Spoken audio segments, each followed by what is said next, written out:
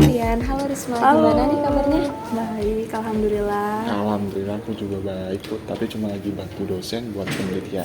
Ya, aku juga sambil bantu pengabdian di SMK 1 ABC terkait sistem pengelolaan keuangan sama dosen.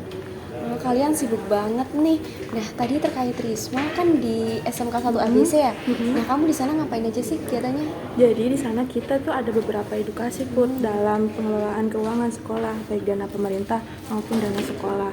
Nah, jadi di SMK 1 ABC itu masih ada kekurangan dalam pengelolaan dana.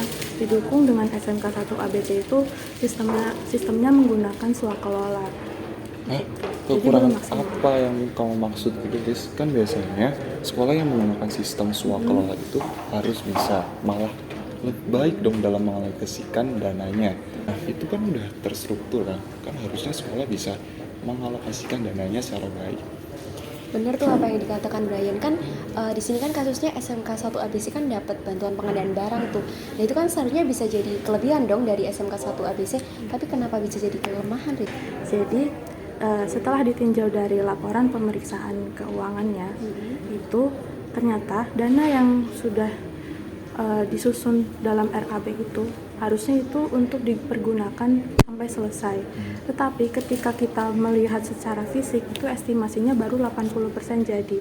Walah, berarti menarik banget nih kasusnya. Kayaknya bisa deh jadi tugas audit kita. Kan ini termasuk tugas audit investigasi, ya nggak sih? Iya. Bener Put, aku setuju banget. Soalnya kasus-kasus kayak gini tuh banyak di Indonesia terkait dana alokasi khusus maupun nggak hanya di SMK 1 ABC.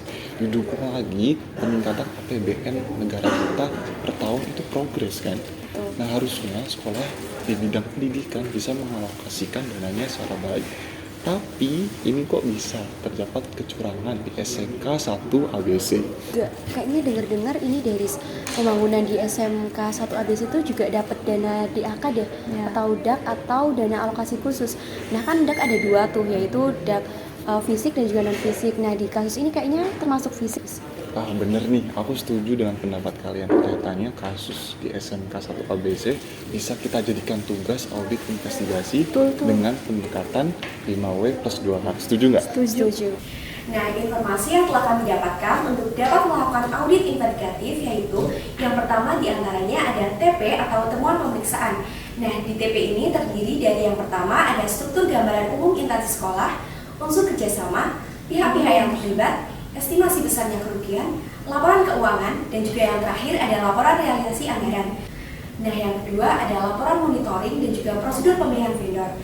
Nah, dalam laporan monitoring ini dan juga prosedur pemilihan vendor, kita dapat melihat bagaimana prosedur pemilihan vendor ini dilakukan secara langsung ataupun lelang.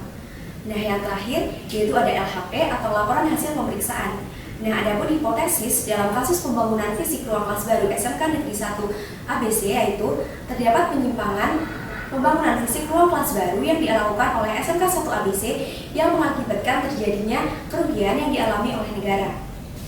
Dalam mengidentifikasi kasus ini, kami menggunakan pendekatan 5W plus 2H, yaitu yang pertama, fraud, atau apa jenis fraud atas penyimpangan yang dilakukan. Diduga adanya fraud atau korupsi, penyalahgunaan aset atau misappropriation of assets oleh SMK 1 ABC pada pembangunan fisik ruang kelas baru. Adapun dampak dari fraud ini menyebabkan tidak efektif dan efisiennya penggunaan dana yang berdampak pada tidak tepatnya penyelesaian bangunan ruang kelas baru SMK 1 ABC. Yang kedua yaitu di mana fraud dilakukan. Diduga fraud terjadi pada dana bantuan untuk SMK 1 ABC di mana dana bantuan telah habis digunakan padahal bangunan baru jadi 80%. Yang ketiga yaitu kapan terjadinya fraud. Diduga terjadi ketika pelaksanaan pembangunan gedung baru SMK 1 ABC. Selanjutnya yaitu who, yaitu siapa saja yang terlibat. Diduga pihak yang terlibat yaitu pada SMK 1 ABC. Nah, selanjutnya yaitu why, yaitu penyebab terjadinya fraud. Pembangunan ini juga dilaksanakan dengan swakelola sehingga rawan terhadap tindakan kecurangan atau fraud. Dana RAB dan realisasi dana pada laporan pertanggungjawaban pembangunan fisik ruang kelas baru SMK 1 ABC tidak sesuai sehingga menyebabkan dana telah habis, padahal secara fisik pengerjaannya baru 80%. Selain itu diduga juga terdapat hubungan istimewa antara vendor dengan pihak SMK 1 ABC. Berikutnya, bagaimana fraud dilakukan? Adanya kecurangan mulai diduga ketika laporan pertanggungjawaban keuangan selesai disusun, menyatakan bahwa dana sebesar 2 miliar telah habis digunakan seluruhnya. Pengurangan kuantitas dan kualitas barang atau jasa dan realisasi bangunannya secara fisik belum selesai dan diperkirakan baru selesai 80%. Berikutnya, how much? Dampak atau kerugian akibat fraud. Jumlah kerugian yang ditimbulkan dari pembangunan fisik ruang kelas baru sebesar 400 juta atau 20% dari dana bantuan yang diberikan kepada SMK 1 ABC. Dana tersebut merupakan dana yang seharusnya sudah termasuk dalam dana bantuan dan ada pada rancangan anggaran biaya untuk pembangunan sampai 100%. Berdasarkan hasil temuan kami, berikut nama-nama responden yang akan diwawancarai untuk memperoleh informasi dan data guna membuktikan kebenaran. Yang pertama, pihak SMK 1 ABC. Pihak manajemen SMK 1 ABC akan diwawancarai untuk mendapatkan informasi mengenai kemajuan pengerjaan pembangunan secara berkala, yaitu kepala sekolah, tim pengawas pembangunan, PPS atau panitia pembangunan sekolah, staf tata usaha bagian keuangan, staf tata usaha bagian administrasi, dan staf tata usaha bagian sarana dan prasarana.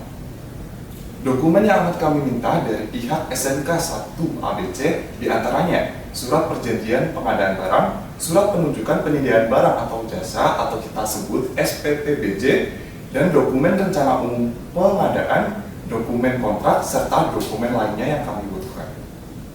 Yang kedua, mitra yang akan kami wawancarai yaitu mitra kerjasama yang terlibat atau biasa disebut pihak ketiga atau vendor. Pihak mitra kerjasama yang terlibat atau vendor akan diwawancarai untuk mendapatkan informasi mengenai pelaksanaan pembangunan ruang kelas baru SMK 1 ABC. Dari wawancara tersebut kami juga akan meminta dokumen diantaranya katalog, berita acara serah terima barang, dan surat perjanjian pengadaan barang disusul dengan dokumen lainnya. Oke, berdasarkan temuan-temuan yang sudah kita diskusikan sebelumnya, aku nemu satu peraturan yang membahas terkait kasus ini, yaitu pada Peraturan Presiden Nomor 12 Tahun 2021 terletak pada pasal 13 ayat 1 huruf C, di mana penetapan pemenang pemilihan atau penyedia untuk metode pemilihan melalui tender atau penunjukan langsung untuk paket pengadaan barang atau pekerjaan konstruksi jasa lainnya dengan nilai pagu anggaran paling banyak yaitu 100 miliar rupiah. Untuk mendukung kasus kita terkait audit investigatif kasus SMK 1 ABC nih di Permendikbud nomor 5 tahun 2021. Aku juga nemu nih satu lagi peraturan LKPP nomor 3 tahun 2021 tentang pedoman swakelola berdasarkan peraturan lembaga kebijakan pengadaan barang atau jasa Pemerintah Republik Indonesia nomor 3 tahun 2021 tentang pedoman swakelola. Wah, kelihatannya dari 3 peraturan yang telah kita temukan ini bisa mendukung temuan-temuan kita terkait kasus audit investigatif SMK 1 ABC. Bener nggak? Benar. Kesimpulan yang kami dapatkan atau dugaan pertama yaitu dana bantuan pembangunan fisik ruang kelas baru SMK 1 ABC bersumber dari APBN, DAK atau dana alokasi khusus, dan APBD dengan total keseluruhan 2 miliar, menimbulkan fraud berupa pengurangan kuantitas barang dan jasa karena adanya kesalahan dalam sistem swakelola, di mana SMK 1 ABC mungkin melakukan penyelewengan dalam pelaksanaan sistem swakelola yang digunakan untuk mengelola dana tersebut. Fraud yang terjadi karena pemilihan vendor pembangunan tersebut dilakukan atas dasar adanya hubungan istimewa yang mengakibatkan situasi berpotensi menimbulkan kerugian terhadap negara dan daerah sebesar 400 juta. Kerugian tersebut sangat mempengaruhi APBN negara yang dialokasikan untuk pendidikan. Sekian analisis dari kami, harapannya analisis dapat memberikan gambaran dan manfaat bagi kita semua.